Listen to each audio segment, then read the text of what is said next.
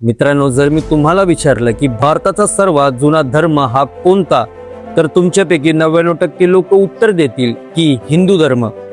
पण जर मी तुम्हाला सांगितलं की आजपासून 3500 वर्षापूर्वी भारतात हिंदू नावाचा कोणताही धर्मच नव्हता, तर जर मी तुम्हाला सांगितलं यांची आज आपण पूजा करतो, त्यांचा उल्लेख सर्वात जुन्या वेदांमध्ये हा सापडतच नाही, तुम्हाला ऐकून धक्का बसल ना, पण हे सत्य आहे. मग प्रश्न पडतो की बुद्धांच्या जन्मापूर्वी या देशात लोक कोणाची पूजा करत होते? आजचा हिंदू धर्म नेमका आला कुठून? आणि सर्वात महत्वाचा प्रश्न, आज आपण ज्यांना अस्पृश्य मानतो त्यांच्या या सगळ्याशी काय संबंध आहे? तर नमस्कार मित्रांनो, आजच्या या व्हिडिओमध्ये आपण इतिहासाच्या पानावर साचलेली धूळ झटकणार आहोत. आज आपण कोणत्याही एकवी कथनावर नाही, तर आपण ऐतिहासिक पुराव्यात, तर डॉक्टर बाबासाहेब आंबेडकरांच्या संशोधनाच्या आधारे भारताचा खरा इतिहास समजून घेणार आहोत. चला तर मग सुरू करूया. चला घड्याळाचे काटे थेट 5000 वर्षापूर्वी फिरूया.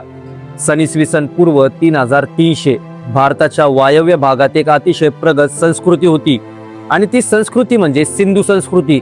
मित्रांनो, हे लोक आपल्यासारखे खेड्यात नाही, तर पक्क्या विटांच्या शहरात राहायचे.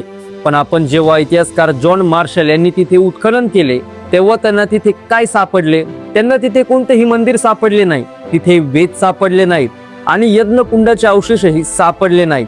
मग हे लोक पूजा ही कोणाची करायचे? उत्खनात सापडलेले एका मुद्रेकडे बघा. यात एक योगी प्राण्यांच्या मध्ये बसला आहे. इतिहासकारांनी याला पशुपतीनाथ हे म्हटलं आहे. सोबतच तिथे मातृदेवतेच्या मातेच्या मूर्त्या सापडल्या. म्हणजेच भारताचा मूळ धर्म हा निसर्गाशी आणि मातृदेवीची पूजा करणारा होता. आणि हा काळ गौतम बुद्धांच्या जन्माच्या हजारो वर्ष अगोदरचा होता. मग आता तुम्ही म्हणता, भारतात वेद कुठून आले? इसवी सन पूर्व 1500च्या आसपास मध्य एशियातून काही लोक भारतात आले. आपला इतिहास त्यांना आर्य बनतो. आर्यांनी येताना भारतात 3 महत्वाच्या गोष्टी आणल्या: घोडे, संस्कृत भाषा आणि यज्ञ करण्याची अग्निपूजेची संस्कृती. त्यांनी पंजाबच्या नद्याच्या खोऱ्यात ऋग्वेद रचला, आणि इथूनच वैदिक धर्माची सुरुवात झाली. पण आता गंमत बघा, या ऋग्वेदात आजच्या हिंदू धर्मासारखी मूर्ती पूजा नव्हती. यातले मुख्य देव हे इंद्र, अग्नी आणि वरुण आहेत. आणि जाती व्यवस्थेचं काय? अनेक लोक म्हणतात की वैदिक काळात हा जातीभेद होता. पण मित्रांनो, काही लोक असंही म्हणतात की सुरुवातीच्या काळात वर्ण हे जन्मावर नाही, तर तुमच्या कर्मावर हे ठरत होते. ऋग्वेदात चक्क एका ऋषीने लिहून ठेवलंय की मी कवी आहे, माझे वडील वैद्य आहेत आणि माझी आई धान्य दळते. म्हणजे जातीभेद तेव्हा नव्हता, तो खूप नंतर आला. जसा जसा काळ हा पुढे गेला, तसा तसा वैदिक धर्म हा पूर्णपणे बदलू लागला. पुरोहितांचे वर्चस्व वाढले, यज्ञामध्ये हजारो प्राण्यांचे बळी दिले जाऊ लागले, आणि सर्वात भयंकर गोष्ट घडली ती म्हणजे की कामावर असलेली वर्ण व्यवस्था आता जन्मावर आधारित झाली. शूद्रांना शिक्षणाचे अधिकार नाकारले गेले. समाज उच्च आणि नीच या दरीत विभागला गेला. अशा या अंधाऱ्या काळात इसवी सन पूर्व 6व्या शतकात एका प्रकाशाचा किरण हा उभा राहिला. सिद्धार्थ गौतम, म्हणजेच भगवान गौतम बुद्ध. मित्रांनो, बुद्धांनी त्या काळात जे केलं ते एका महान क्रांतीपेक्षा कमी नव्हतं. त्यांनी ब्राह्मणांचे जन्मजात श्रेष्ठत्व हे नाकारले, हिंसा स्पष्टपणे नाकारली. त्यांनी पाली भाषेत हे स्पष्ट सांगितलं, ना जगच्या वसलो होती ना जगच्या होती ब्राह्मणो. म्हणजेच माणूस जन्माने श्रेष्ठ किंवा नीच हा ठरत नाही, तो त्याच्या कर्माने ठरतो.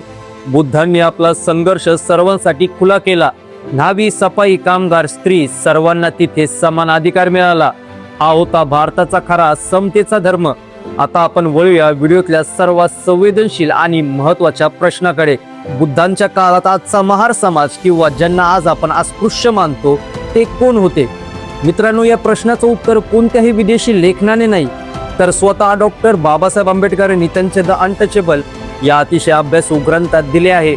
बाबासाहेबांच्या शोधानुसार आज ज्यांना अस्पृश्य मानले जाते ते प्राचीन काळात अत्यंत कट्टर बौद्ध अनुयायी होते. तुम्ही अगदी बरोबर ऐकलंय, हे लोक मूळचे नागवंशीय लोक होते. नाग लोक हे अत्यंत शूर, बुद्धांच्या विचारांचे कडवे रक्षक होते. इसवी सनाच्या 4थ्या शतकानंतर जेव्हा बौद्ध धर्म आणि ब्राह्मणी धर्म यांच्यात वर्चस्वाची लढाई चालू झाली, तेव्हा ब्राह्मणांनी बौद्धांना हरवण्यासाठी गोमांस खाणे हे सोडले आणि स्वतःला अहिंसक हे घोषित केलं. पण गावाबाहेर राहणाऱ्या या शूर नागवंशीय लोकांनी ब्राह्मणांचे श्रेष्ठत्व मानायला नाकार दिला आणि त्यांचा बौद्ध धर्म सोडण्याचाही नाकार दिला. आणि मित्रांनो, याच वैचारिक संघर्षाची शिक्षा म्हणून या कट्टर बौद्ध अनुयायांवर सामाजिक बहिष्कार टाकला गेला. आणि त्यांना समाजात सर्वात खाली ढकलून त्यांना अस्पृश्य बनवलं गेलं.